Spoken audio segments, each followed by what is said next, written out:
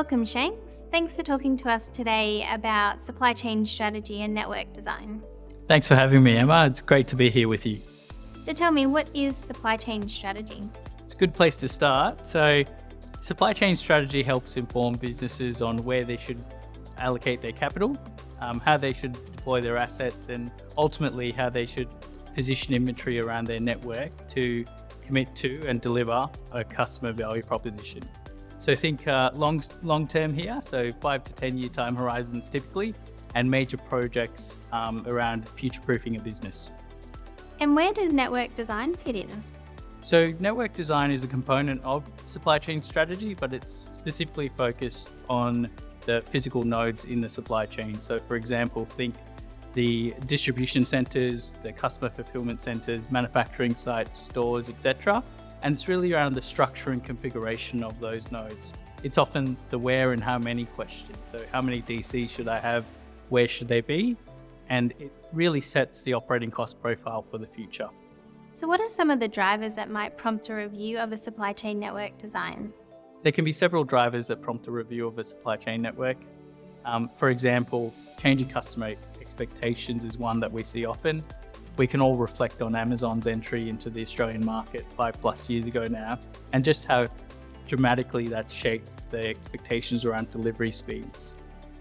When organizations don't pay close attention to some of these changes, what they're left with is a collection of assets that has drifted away from that customer expectation.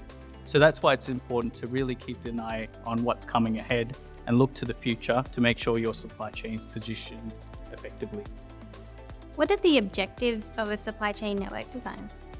So it varies depending on the business and the circumstance, but typically we look to target a specific set of variables to optimize against.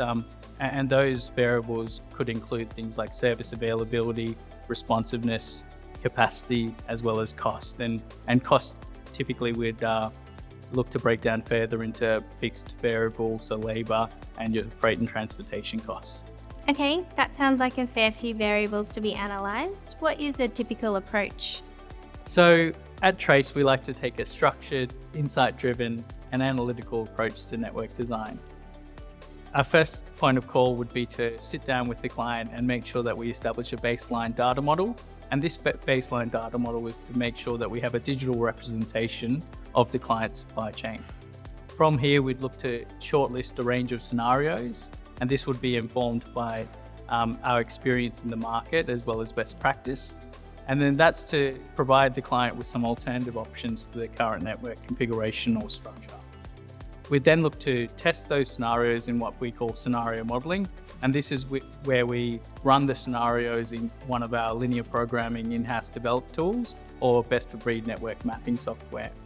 From here, we can understand, okay, what are the differences when we compare and contrast that, not just against the baseline, but then also against growth expectations and then also alternative scenarios. And it provides a platform to assess the viability of each against those variables I mentioned earlier around cost, availability, responsiveness, capacity, etc. That's been incredibly insightful, Shanks. Do you have any tips for success? Yeah, absolutely. So I think two elements come to mind here that often strike us as key lessons.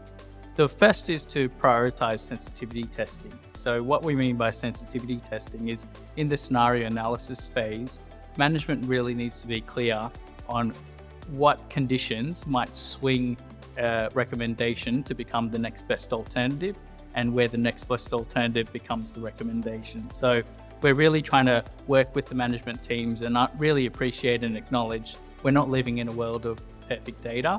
So at which point, if our growth assumptions don't come off, if they're exceeded, does that change the network? And this is to prepare management for in the future if they need to pivot on the strategy or take a softly approach to it. A second key lesson that we'd like to highlight at Trace is around the importance of inventory and working capital availability. So it's key to focus on inventory just as much as the physical nature of the supply chain. So what implication would this have on our safety stock requirements, our working capital, and then the availability for the customer? Great. Thank you so much for your time today, Shanks. Pleasure.